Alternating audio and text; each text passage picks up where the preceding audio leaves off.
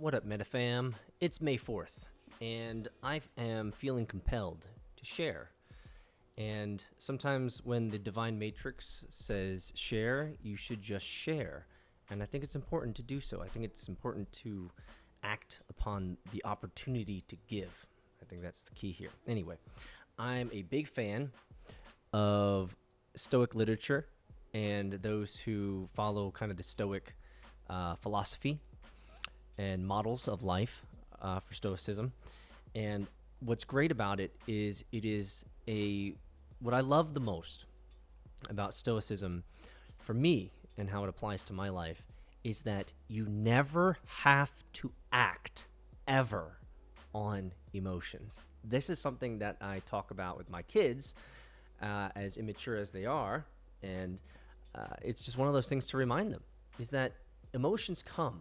They will, in good moments, bad moments, all that good jazz. It happens, but you never have to act on them. And I think that is one of the best lessons from Stoicism. So, I have this, the Daily Stoic. So it's 365 ideas and kind of life lessons and just daily reminders. And I've been reading through it, and I've actually never read through this entire book. So I just pick and choose whenever I pick it up, and then I pick the day. But what I want to do, if you guys don't mind, is I would like to go through this with you. And we don't have to worry about the days. I'll just do my best to remember that whenever I'm reading one of these days that I put some time into making a video for you guys, so you guys can join along. I can't promise that I'll do this every day because I'm super busy, but the Divine Matrix has called me to share. So I figured I might as well start from day one and not pick up from May 4th, because it might be an opportunity to create a cool kind of collection of sorts. And so if we think about creating a collection and going into this book, The Daily Stoic by Ryan Holiday, which, by the way, I was given this book by my previous co-founder of my previous startup that freaking blew up and just crushed it. He's doing well too. So props to you if out there, Randall. Thanks so much for this book. Life-changing book, by the way. Gave this to me about 3 years ago. So let's get into it. It's the Daily Stoic. You should, if you're interested in buying it, you can. If you don't want to buy it, I'm just going to go through all of this. Hopefully, 365 is a long goal. But you know what? Sometimes you just commit and you end up getting it done over 4 years, is what it is. So let's get into this. There's the introduction that's like 4 pages long. And you know what? You're going to listen to it because I want to read it again. So you don't have to worry about, you can just plop back, turn up your sound, enjoy. Let's get into, my friends, The Daily Stoic by Ryan Holiday and Stephen Hanselman. Introduction. The private diaries of one of Rome's greatest emperors, the personal letters of one of Rome's best playwrights and wisest power brokers, the lectures of a former slave in exile turned influential teacher. Against all odds, and the passing of some 2 millennia, these incredible documents survive. What do they say? Could these ancient and obscure pages really contain anything relevant to modern life? The answer, it turns out, is yes. They contain some of the greatest wisdom in the history of the world. Together, these documents constitute the bedrock of what is known as Stoicism, an ancient philosophy that was once one of the most popular civic disciplines in the West, practiced by the rich and the impoverished, the powerful and the struggling alike in the pursuit of a good life. But over the centuries, knowledge of this way of thinking, once essential to so many, slowly faded from view.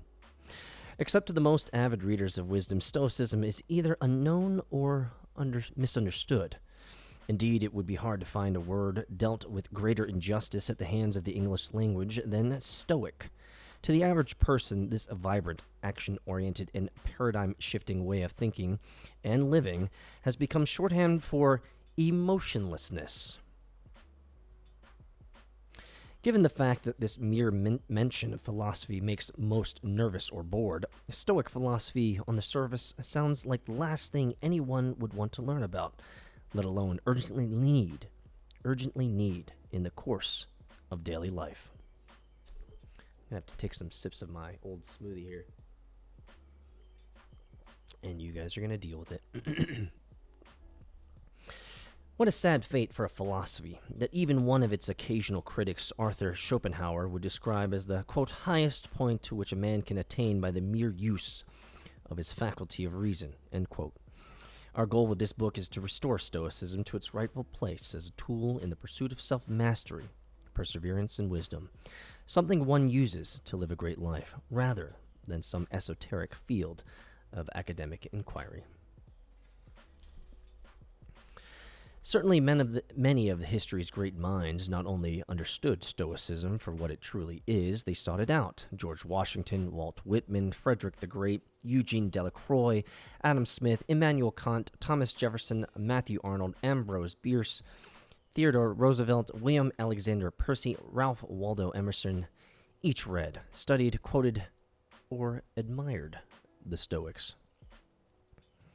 The ancient Stoics themselves were no slouches. The names you encounter in this book, Marcus Aurelius, Epictetus, Seneca, and belongedly to, respectively, a Roman emperor, a Roman slave who triumphed to become an influential lecturer, and friend of the emperor, Hadrian, and the famous playwright and political advisor. There were Stoics like Cato the Younger, who was an admired politician, Zeno the prosperous merchant, as several Stoics were. Cleanse was a former boxer and worked as a water carrier to put himself through school.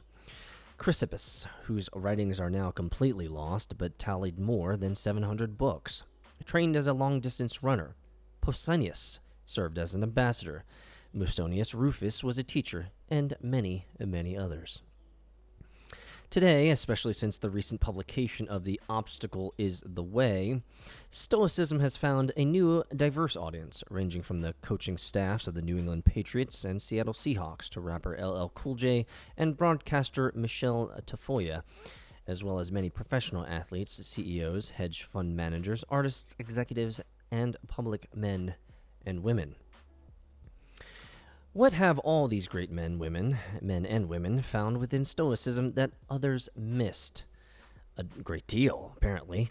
While academics often see Stoicism as an antiquated methodology of minor interest, it has been the doers of the world who found that it provides the much-needed strength and stamina for their challenging lives.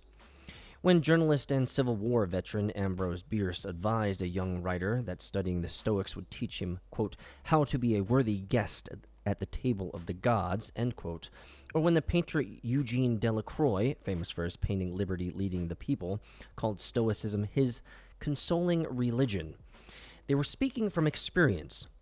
So was the brave abolitionist in Colonel Thomas Wentworth Higginson, who led the first all-black regiment in the U.S. Civil War and produced one of the most memorable translations of Epictetus. The Southern planter and writer William Alexander Percy, who led the rescue efforts in the Great Flood of 1927, had a unique reference point when he said of Stoicism that, quote, when all is lost, it stands fast. As would the author and angel investor Tim Ferriss when he referred to Stoicism as the ideal, quote, personal operating system, end quote. Other high-powered executives like Jonathan Newhouse, CEO of Condé Nast International, have also agreed with this sentiment. But it's for the field of battle that Stoicism seems to have been particularly well designed.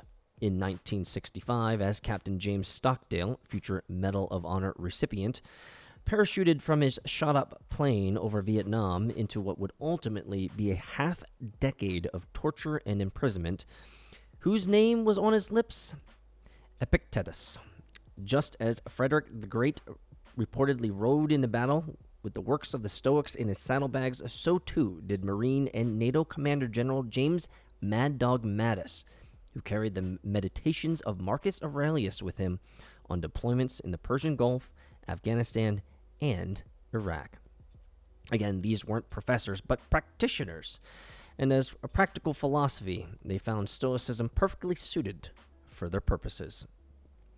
So, from Greece to Rome to today, Stoicism was a school of philosophy founded in Athens by Zeno of Citium in the early 3rd century BC.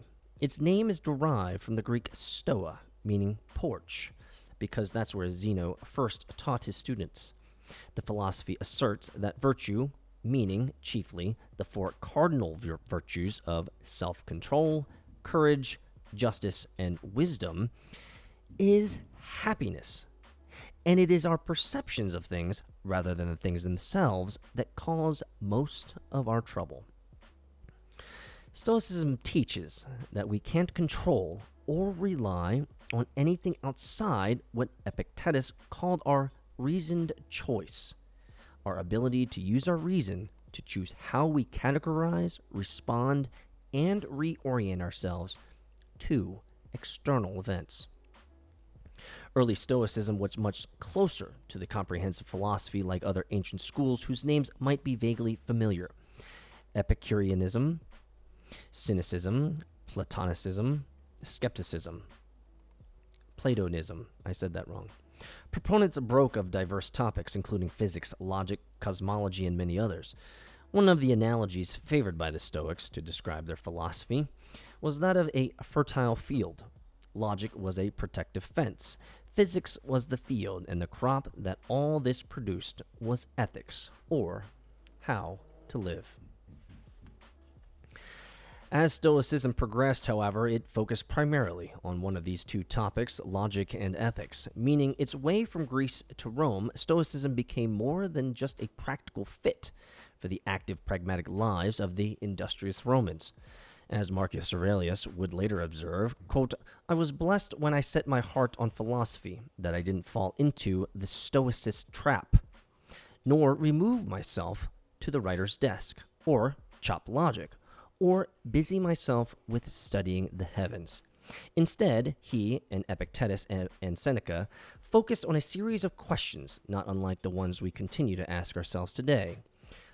What is the best way to live? What do I do about my anger? What are my obligations to my fellow human beings? I'm afraid to die. Why is that?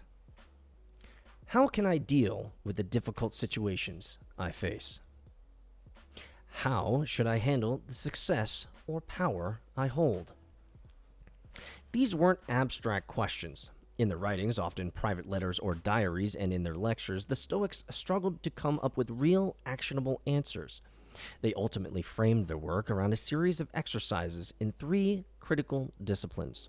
Number 1, the discipline of perception, how we perceive the world around us. Number 2, the discipline of action, the decisions and actions we take, and to what end. Number 3, the discipline of will, how we deal with the things we cannot change, attain clear and convincing judgment, and come to a true understanding of our place in the world. By controlling our perceptions, the Stoics tell us, we can find mental clarity. In directing our actions properly and justly will be effective. In utilizing and aligning our will, we will find the wisdom and perspective to deal with anything the world puts before us. It was their belief that by strengthening themselves and their fellow citizens in these disciplines, they would cultivate resilience, purpose, and even joy. Born in a tumultuous ancient world, Stoicism took aim at the unpredictable nature of everyday life and offered a set of practical tools meant for daily use. Our modern world may seem radically different from the painted porch, stoa poikile, of the Athenian agora and the forum of court of Rome. But the Stoics took great pains to remind themselves that they weren't just facing things any different from their own forebears, and that the future wouldn't radically alter the nature and end of human existence. One day is all days, as the Stoics like to say. And it's still true. Which brings us to where we are right now.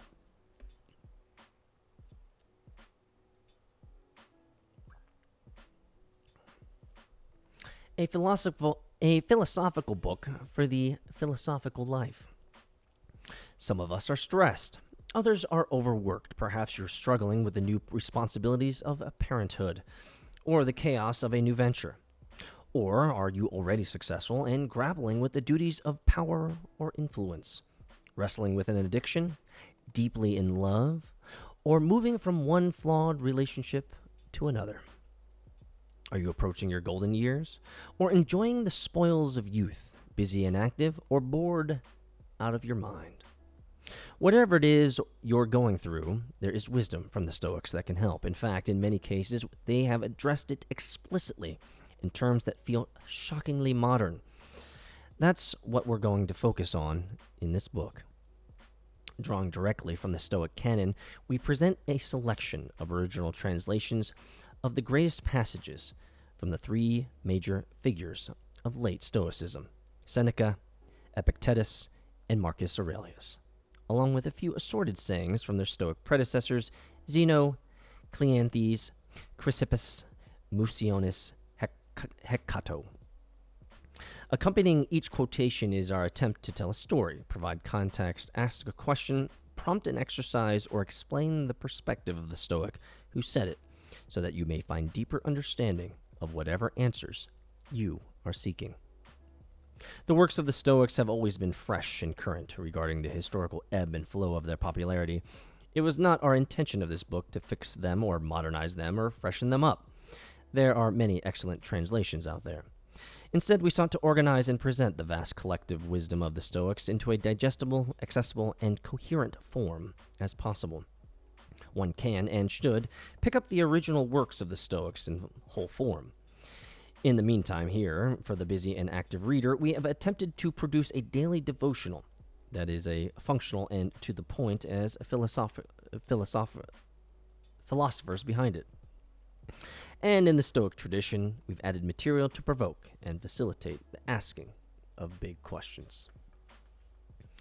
Organized along the lines of the three disciplines, perception, action, and will, and then further divided into important themes within those disciplines, you'll find that each month will stress a particular trait, and each day will offer a new way to think or act.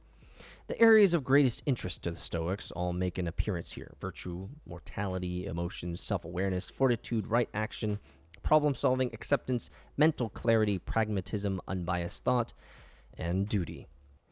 The Stoics were pioneers of the morning and nightly rituals: preparation in the morning, reflection in the evening. We've written this book to be helpful with both. One meditation per day for every day of the year, including an extra day for leap years. If you feel so inclined, pair it with a notebook to record and articulate your thoughts and reactions. Maybe that's why I'm doing this, guys.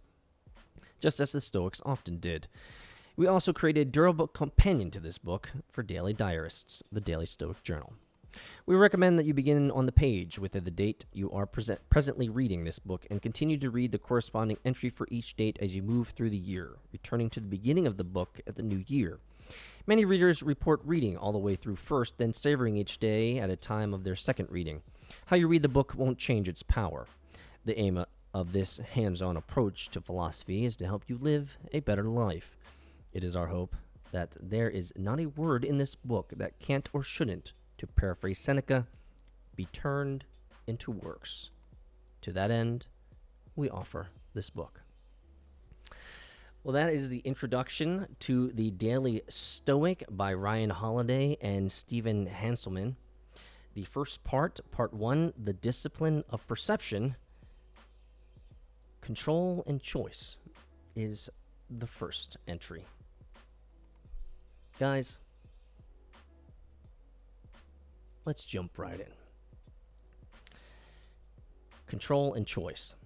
Quote, "The chief task in life is simply this: to identify and separate matters so that I can say clearly to myself which are externals not under my control and which have to do with the choices I actually control.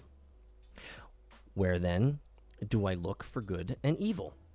Not to uncontrollable externals, but within myself, to the choices that are my own." Epictetus, Discourses 2.4, 2.5.4-5. The single most important practice in Stoic philosophy is differentiating between what we can change and what we can't, what we have influence over and what we do not. A flight is delayed because of weather. No amount of yelling at an airline representative will end a storm. No amount of wishing will make you taller or shorter or born in a different country. No matter how hard you try, you can't make someone like you. And on top of that, time spent hurling yourself at these immovable objects is time not spent on the things we can change. The recovery community practices something called the Serenity Prayer. It goes something like this, quote, God grant me the serenity to accept the things I cannot change, the courage to change the things I can, and the wisdom to know the difference. Addicts cannot change the abuse suffered in childhood. They cannot undo the choices they have made or the hurt they may have caused. But they can change the future through the power they have in the present moment. As Epictetus said, they can control the choices they make right now. The same is true for us today. If we focus on making clear what parts of our day are within our control and what parts are not, we will not only be happier, we will have a distinct advantage over other people who fail to realize they are fighting an unwinnable battle. A powerful first chapter to get into, guys. I think this is so foundational for our thinking in Stoicism, is that there are things you can control and things you cannot. And if you actually think about this deeply, the vast majority of things in life you can't control. If anything, the only thing you can actually control is how you respond. It's how you respond to it. Yeah, someone cut you off. You gonna get mad, bro? Don't get mad. It's life, right? Someone thinks you cut them in line or something like that. Don't get mad, bro. You know, you engage with someone at a store or whatever, and cashier, and they're just had a salty day, and they're giving it to you. It's like, you don't need to respond. You don't need to respond. My wife often accuses me of not being reactionary enough. That's a lie. She only accused me of that like once or twice in our marriage, but it's because I actually didn't move fast enough when I should have. Anyway, but she's not wrong though. I don't respond. I'll give you a great example. It's terrible, but it's true. When I was living downtown Atlanta, in our condo, we had a community pool. And when my daughter was really young, I was hanging out with my friend. I was sitting here. My daughter was here, and my friend was, right here. So my daughter was between us two. She's playing, she's meshing, she's kicking, and she knows she's getting too close to the edge. So she knows she's gonna fall in, and we've had this conversation before. Anyway, lo and behold, she falls in. I'm looking down at her, and she's looking up because she's underwater now. She got her beady little nuns looking up at me, and she's thrashing. She's holding her breath. And I look down at her for a good second, maybe two, and then my friend jumps in and gets her. Man, okay, so I knew nothing bad was going to happen, right? I was going to make a decision somewhat quickly. But not to the detriment of my daughter. And that maybe that's not a great example, but like, I chose in that moment not to react ridiculous. I'll give you another example. If you have kids, you understand this, and maybe you actually might have responded inappropriately. When you're pushing your kid on the swing for the first time, you see it. You know it. When you have pushed them to a height in which they have never been before, and they have a new feeling in their gut. Now, as you're moving to that, and you can see the first, whoa, what's going on? And then they swing back. And then, right? In that moment, your head is racing. You can either respond with, oh, let's slow it down. Whoa, it's too scary. or you can respond with, let's lean into it. Ooh, isn't this fun? New, exciting. See, that, for me, those decisions in parenting, I choose the stretch. I choose the opportunity to not react in a negative over, parenting. I chose to lean into the new and let her see that I'm here. It's exciting.